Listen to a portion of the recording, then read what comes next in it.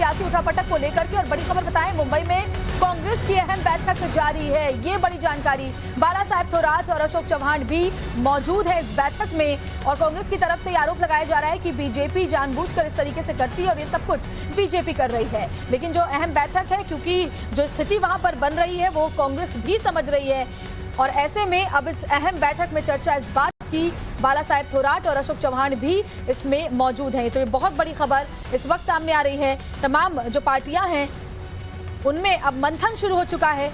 किस तरीके से महाविकास आघाड़ी सरकार पर अब खतरा मंडराता हुआ साफ साफ दिखाई दे रहा है, क्योंकि शिवसेना के अंदर बगावत का होना इस बात को दर्शाता है कि अब जरूरी आंकड़े जुटाना महाविकास आघाड़ी सरकार के लिए बरकरार रखना मुश्किल होगा।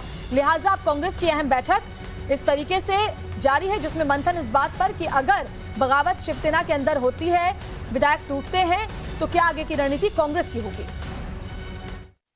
देखो, भाजपा की जो राजनीति है, केंद्र की सत्ता का दुरुपयोग, केंद्र की तपास यंत्रणा का दुरुपयोग और सत्ता से पैसा, और उसमें और सत्ता कैसे कमाना, यही उनकी रणनीति रही है। ये असत्य की तरफ भारतीय लोकतंत्र को लेके जा रही है और इसलिए सत्य की विजय होगी। थोड़ा सा रहता है धूप छाव, जो निसर्ग का नियम है, उस तरह से परिस्थितियां रहती है, लेकिन ये धूप निकल जाएगी और सब अच्छा होगा। नाना पटोले कांग्रेस के प्रदेश अध्यक्ष हैं महाराष्ट्र के। वो कह रहे हैं कि सत्ता का दुरुपयोग कांग्रेस बीजेपी कर रही है और बीजेपी हमेशा ऐसा करती है कि जो क्योंकि केंद्र में सरकार है तो उसका दुरुपयोग बीजेपी की तरफ से किया जाता है। शिवानी, भले ही इस तरह के बयान संजय राउत दे कि सब कुछ ठीक है, नाना पटोले दे कि सब कुछ केंद्र सरकार कर रही है, लेकिन अंदर खाने उन्हें भी पता है कि अब रहा आसान नहीं है महाविकास आघाड़ी सरकार की आगे।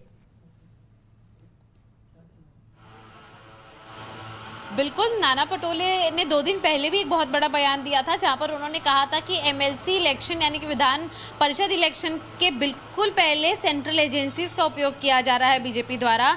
उनके विधायकों को फ़ोन किए जा रहे हैं, उनको धमकाया जा रहा है कि उनके ऊपर जांच बिठाई जाएगी, उनके ऊपर इन्वेस्टिगेशन किया जाएगा, रेड किया जाएगा, ऐसी धमकी उन लोगों को आ रही है। नाना पटोले ने कहा था कि जब सही समय आएगा तब हम बीजेपी की पोल खोलेंगे, कॉल रिकॉर्डिंग्स को सामने रखेंगे। तो यहाँ पर सवाल ये उठता है कि अगर सब सारी सीधे स्थिति सामान्य है उनकी पार्टी में, तो यही वो वक्त होगा जब उन्हें उस पोल को खोलने की ज़रूरत है। यद्यपि अगर वो कह रहे हैं कि ये बीजेपी की रणनीति है, ये बीजेपी अपनी सेंट्रल में होने का फ़ायदा उठा रही है, तो यद्यपि ऐसे कॉल्स आए हैं, ऐसे थ्रेट कॉल्स आए हैं विधायकों को विधान परिषद के इलेक्शन के दौरान, तो उस सारी चीज़ों को सामने रखने का यही वो समय है जो नाना पटोले जिस बारे में जिक्र कर रहे थे।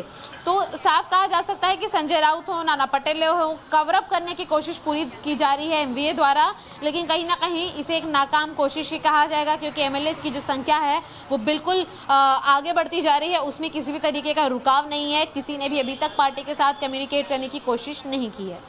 बिल्कुल, तो एकनाथ शिंदे ने खतरे की घंटी जरूर महाविकास आघाड़ी सरकार के लिए बजा दी है। शिवसेना ने आपात बैठक बुलाया है। गौरव का मैं एक बार रुक कर लेती हूँ फटाफट से। गौरव, शरद पवार ने एक मीटिंग भी आज बुलाई थी, लेकिन वो मीटिंग राष्ट्रपति चुनाव को लेकर था। लेकिन अब जिस तरीके के हालात महाराष्ट्र में बन रहे हैं, उसके बाद मंथन एनसीपी के अंदर भी होगा।